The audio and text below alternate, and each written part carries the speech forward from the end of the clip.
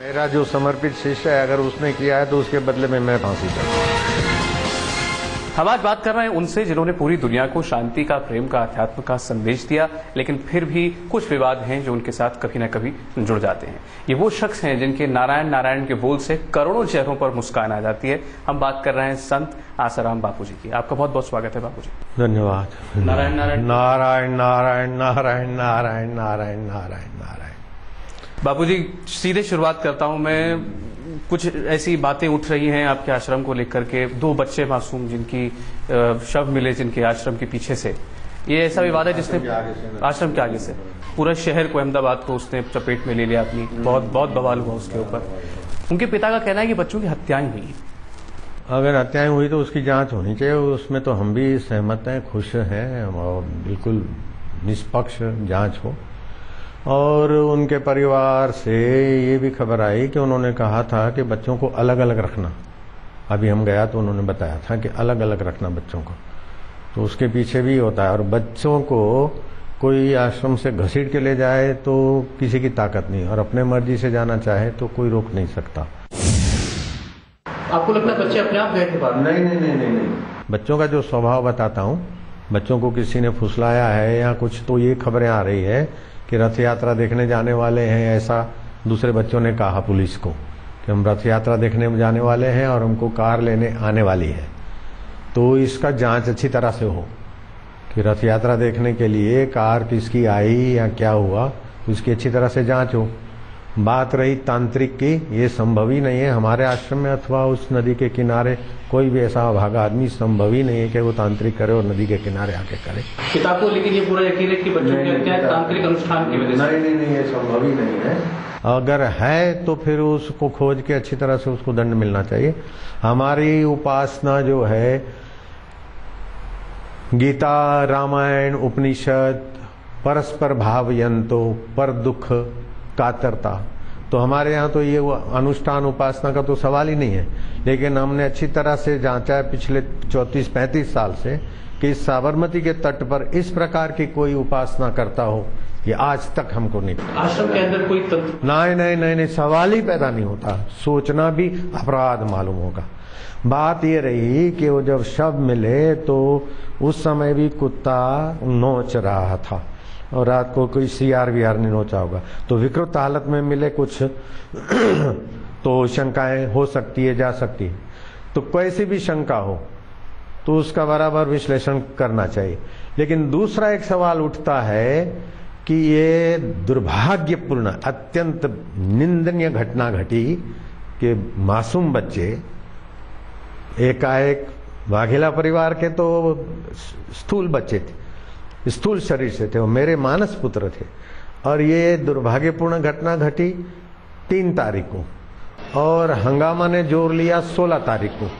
तो इसके बीच का ये सवाल उठता है कि ये प्री प्लानिंग है, क्या है, इसके पीछे कौन ताकतों का हाथ है।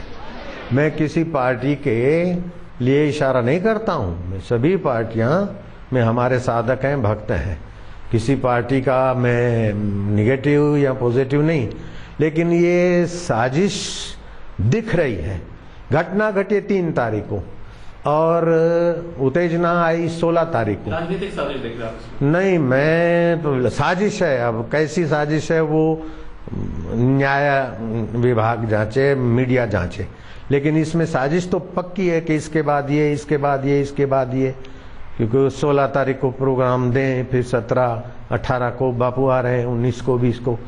तो ये बीच का अगर आवेश आया, दुख हुआ है, पीड़ा हुई है, तो उसी समय रिएक्शन होना चाहिए। ये मीडिया खोज ले। बापू, लेकिन आपके खिलाफ कौन साजिश करेगा? आप नहीं, हमारे खिलाफ साजिश कौन करेगा? नहीं, ऐसा नहीं है। हमारी संस्कृति के खिलाफ साजिश सब जगह हो रही है, और हमारे खिलाफ कोई साजिश करे ना करे ये तो आपका कोई शत्रु भी नहीं। हम अपने तरफ से किसी को शत्रु नहीं मानते, लेकिन इतना संस्कृति का प्रचार करने वाले व्यक्ति को गिरा दें ताकि दूसरा फिर आसान हो जाए, ये भी तो एक नजरिया हो सकता है। और दूसरा सीधा प्रश्न है कि 3 तारीख का दुर्घटना 16 तारीख को रंग आया, तो उसके बीच का प्लानिंग, इसके बाद ये, इसके बाद ये, इसके बाद ये सीधा सबका प्रश्न आ जाता है। किसी पे शक है? किसी पे किसी व्यक्ति पर शक नहीं, एक साजिश है सुनियोजित। जैसे सत्संग चला 18 तारीख को, तो लाखों आदमी थे, शांत बैठे थे, और फिर कई लोग लाइन में लगे थे। तब आश्रम वाले तलवारें लेकर आश्रम में आने वालों को मारेंगे? ये संभव नहीं है। आश्रम वाले लठियां मारेंगे, पत्थर मारेंगे। जो कोई खाड़िया से आ रहा है, कोई कहीं से आ रहा है, वो दर्शनार्थी है। और मैं अहमदाबाद का ही हूं, और अहमदाबाद का चप्पा चप्पा मुझे जानता है, तो अहमदाबादी मेरे खिलाफ हो, ये संभव ही नहीं है।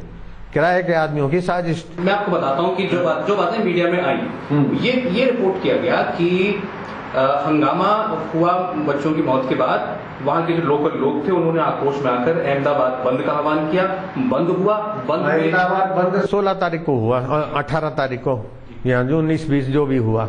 तो ये बाकी के दिन कहाँ गए? अच्छा, दूसरी बात है कि अगर अहमदाबाद बंद हुआ तो उस वाघेला परिवार ने क्या कहा कि हम नहीं चाहते अहमदाबाद बंद हो, हम नहीं चाहते कोई मरे कटे। वो परिवार भी तो आखिर मनुष्य है बाबू। लेकिन आप जब उनसे मिलने गए थे, आप जब मिलके गए हैं, तो वो पिता इतने गुस्से में था। नहीं,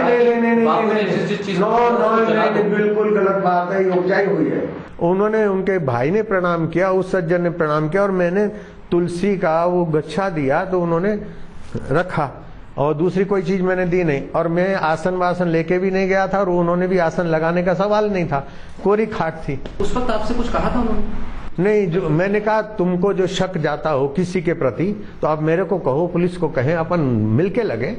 तो उन्होंने कहा वो जो करेगा, और गीता रखी हृदय पर।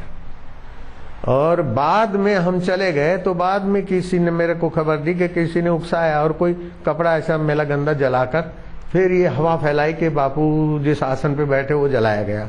हकीकत में मैं आसन पे बैठा ही नहीं था, और मेरे लिए वो आसन लाए। वो दुखी आदमी मेरे लिए आसन क्यों लाएंगे? अथवा मैं जाऊंगा मिलने को तो आसन लेके क्यों जाऊंगा? वो जहां बैठे वहीं खाट पे हम बैठ गए उनके साथ। पीड़ित व्यक्ति के आगे हम आसन लगा के बैठेंगे? आपके सामने कोई गुस्सा आक्रोश उनका? नहीं नहीं नहीं नहीं, कोई नहीं हो। तो आसपास के लोग भी बड़े आदर से बेचारे देख रहे थे। हमारे लिए आक्रोश अभी भी उनके अंतःकरण में नहीं होगा। अगर होगा तो किसी ने तैयार किया होगा, नहीं तो टिक नहीं सकता उनके अंदर। एक और बात बच्चों के शवों के बारे में जो कही गई कि वो ये कहीं से बात आई कि बच्चों के अंग गायब। हाँ, अंग गायब हमने भी सुना। तो ये जब शव मिले तो कुत्ता उस समय भी नोच रहा था, और उसके पहले रात्रि को भी सीआर बीआर भटकते हैं। तो अब किसने अंग, कुत्ते ने कितना नोचा या सीआर ने कितना नोचा या क्या हुआ या कोई साजिश है, इसका तो न्याय पक्ष, पुलिस और उच्च ढंग से जांच हो, इसमें हम सहमत हैं। और लेकिन जो मोड़ दिया जा रहा है कि आश्रम में तांत्रिक उपयोग किया, इस बात का तो मैं अत्यंत खंडन करता हूं, अत्यंत विरोध करता हूं। संभव ही नहीं है, हो ही नहीं सकता।